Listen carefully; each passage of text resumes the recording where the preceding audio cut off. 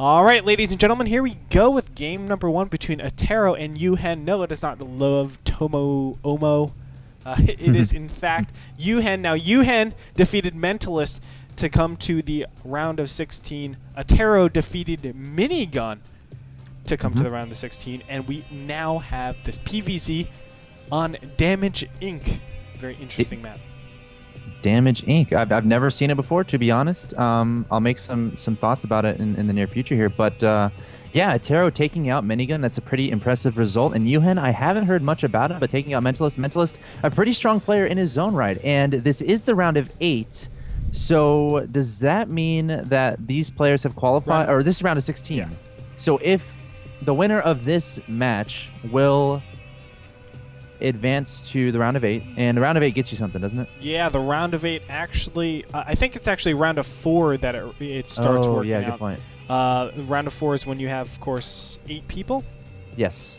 Yeah. Yes, that is correct. And those top 8 people actually advance to the NASL Season 3, which is awesome. And, of course, the winner of the semi-open will get a chance to win at the NASL Season 2 finals. That'll be very exciting.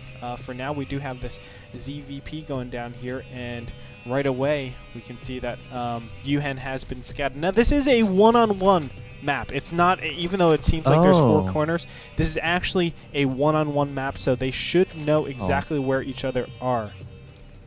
Wait. Yeah, I'm actually wondering how much preparation these players actually have on these maps. 'Cause if this is 1v1, I could really see a proxy play being very, very strong because there's so much stuff you have to actually scout, you know, to identify an early proxy play. And starting things off, we have Attero putting a forge outside of his natural expansion, and this is a pretty big gap to cover. So we'll have to see how that plays out. Looks like a relatively early pull coming out from Uhen, and we have 4 lings on the way as well. Yep. Oh, and I'm sorry. What I meant to say by one-on-one map is that you only can spawn cross position. So if you're in top right, it's only bottom left that your opponent can spawn, and same thing with top left and bottom right.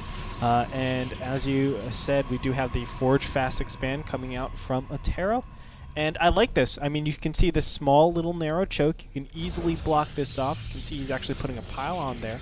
So that might be a little bit of a problem. I don't necessarily agree with putting that pile on there, but, you know, it is stylistic, I should say.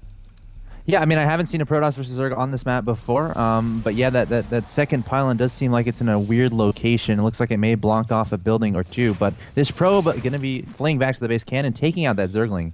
And now Tomomo actually scouted the bottom right, I think, with those Zerglings, which has to be a little bit of a mistake, considering, as you said before, you can only spawn cross positions on this map, but it looks like Attero just going to completely wall off with 2 gateways, so not even get away for the Cybernetics Core, has not yet taken a gas, so we may see some early Zealot pressure here. Oh no, this is so bad. I'm sorry. Yes, the double gateways does insinuate some sort of Zealot pressure, and that has been the current metagame style these days. You just delay that gas, and we're finding that, you know, some Zealot pressure is really, really good. However, here's the big problem. The Zerglings were allowed to get in here, and they're just causing a little bit of damage. For the most part, they won't do too much if, oh gosh.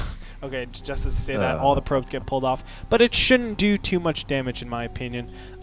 You know, just with the AI being so smart with these probes, they should be able to easily surround them. No probe should die, and as soon as Zealots come out here, they will be able to take care of these Zerglings quite easily.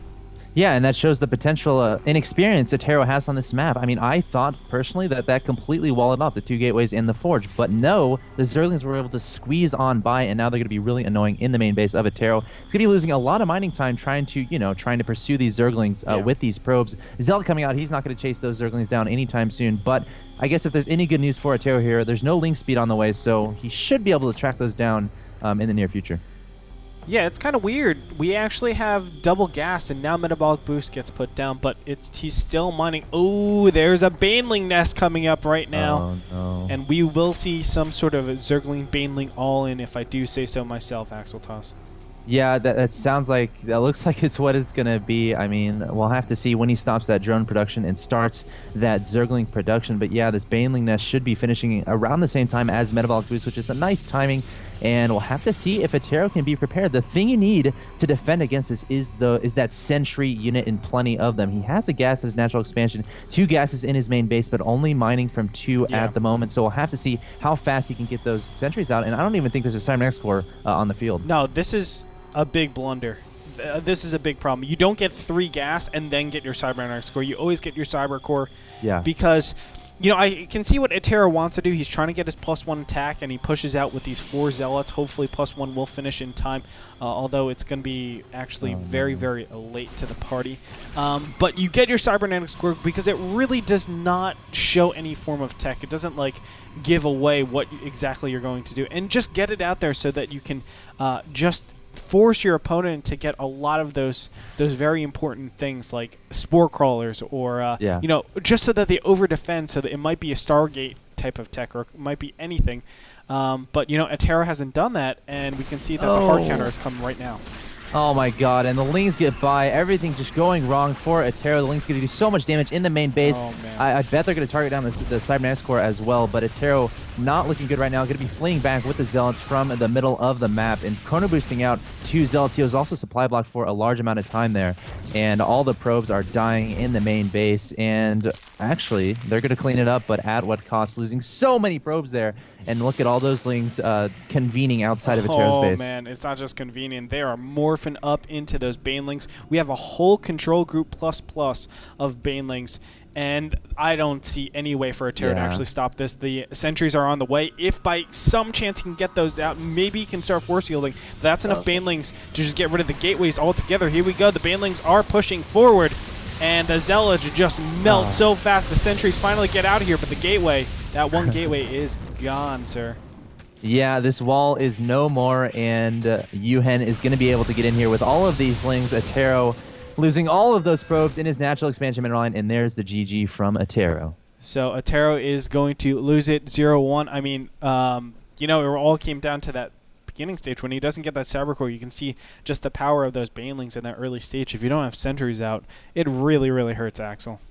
Yeah, and like the build he did, it was like the worst thing possible. What the idea behind that early zealot pressure is to abuse the fact that your opponent isn't making any units. They're just making drones, just droning up, just working on their economy, maybe getting a fast third. And then the Zerg player was actually doing the opposite. He was going for a Zergling Baneling all in. So Attero, pretty unlucky for him. Yeah, I think he's playing towards the Zerg metagame currently, which is you see a Forge fast expand, you double expand. And if Uhen actually double expanded, that would have been perfect. But Uhen saw, oh, that wall is weak. I'm going to take advantage of that. And you know, you saw the Zergling Baneling be very successful. We're going to see if Attero can actually come back into this. That was a very, very rough game for him, game number 1.